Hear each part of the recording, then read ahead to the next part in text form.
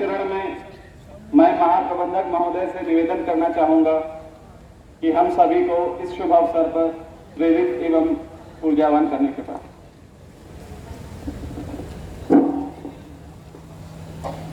प्रिय साथियों,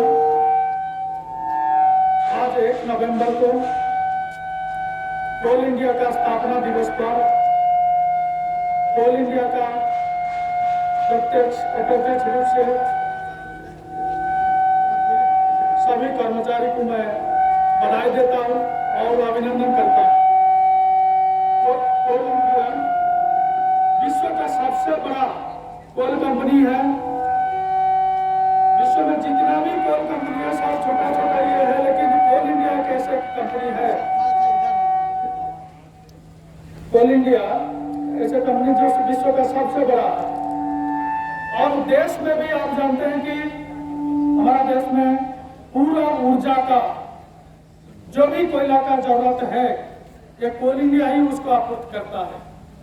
पिछले कई दिन से आप लोग समाचार ये सभी में सुने होंगे कि अभी देश का बिजली का जितना जरूरत है, इंडस्ट्री चलने घर के लिए सभी के लिए, सभी बिजली प्लांट में कोयला का कमी था, लेकिन कोल इंडिया आगे बढ़ के उसको कोल का उत्पादन करके सही समय पर पहुंचा के इसको कभी कमी होने नहीं दिया। हम लोग गौरवान्वित है कि हम लोग कोल इंडिया जैसे कंपनी का एक कर्मचारी है और कोल इंडिया का विकास, हम लोग का विकास, साथ में देश के विकास के लिए बहुत योगदान है। खास करके हम लोग जिस क्वालिटी में काम करते हैं, क्वालिटी का कोयला भी एक अलग महत्व रखता है। क्वालिटी का कोयला तो बिजली प्लांट में नहीं जाता है, लेकिन स्टील प्लांट में, क्योंकि कोकिंग कोल का इंडिया में बहुत ही कमी है, जो भी मिलता है ये धनबाद रीजन में ही मिलता है और कहीं भी जितने भी हम लोग का कोल इंडिया में और कहीं ये कोकिंग कोल नहीं मिलता। ये इसी कोकिंग कोल को हम लोग देखें, जो बिजली हम लोग का स्टील प्लांट है, स्टील प्लांट में जाता है, हम लोग का कोयला वासरी में जाता है। और मोनिडी का कोयला खास करके सभी जगह डिमांड है, क्योंकि अंडरग्राउंड होने के नाते कोयला का क्वालिटी अच्छा है, कोई इसमें मिलावट नहीं हो पाता है, जिसके चलते से भी मोनिडी का कभी अगर उत्पादन कम हुआ, हम लोग से ज्यादा चिंतित सेल हो जाता। जो स्टील कंपनी है वो लोग आगे पीछे पड़ते हैं कि कब उत्पादन चालू होगा, कब बढ़ेगा। इसीलिए और हम लोग जानते हैं कि मोनिडी अभी का समय में अच्छा उत्पादन कर रहा है। हम लोग को 16 सिम से अच्छा उत्पादन कर रहे हैं। 15 सिम का प्रोजेक्ट चालू है और काफी तेज गति से इसका डेवलपमेंट वर्क चल रहा है और 2 साल में हम लोग इसको पूरा कर लेंगे।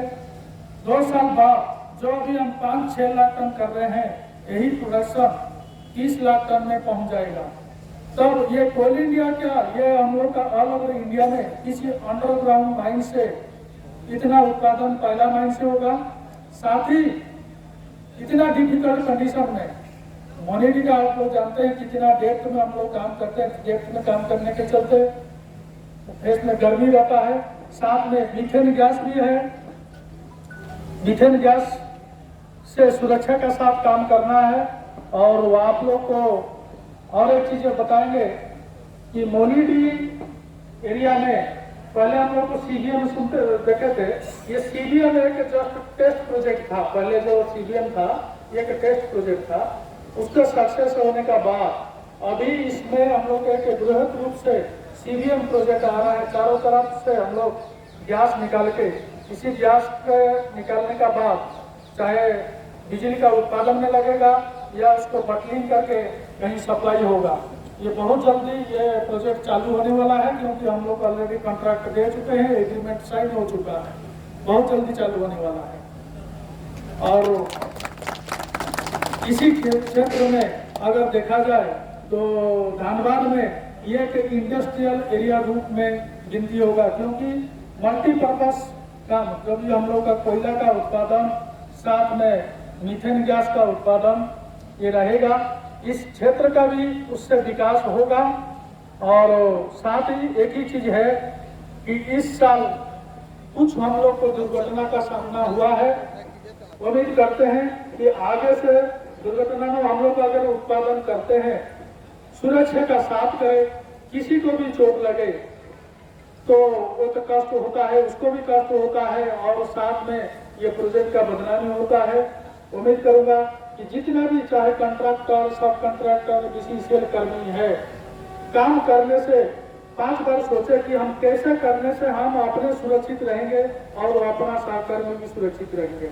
इस पर ध्यान दें और जैसे ही उत्पादन होगा हम लोग को कल्याणकारी कार्य में भी आगे रहेंगे, हमेशा रहे हैं, मोनिटी रहा है और आगे भी रहेंगे। और इस साल भी हम लोग को कुछ प्रमोशन दे रहे हैं, 78 प्रमोशन के प्रोजेक्ट से पूरे एरिया से। और इसी मौके पर सभी को जो लोग एलिजिबल है इन लोग को प्रमोशन दिया जाएगा। फिर आगे का किसका क्या वैकेंसी होगा उसी हिसाब से फिर किया जाएगा। धन्यवाद।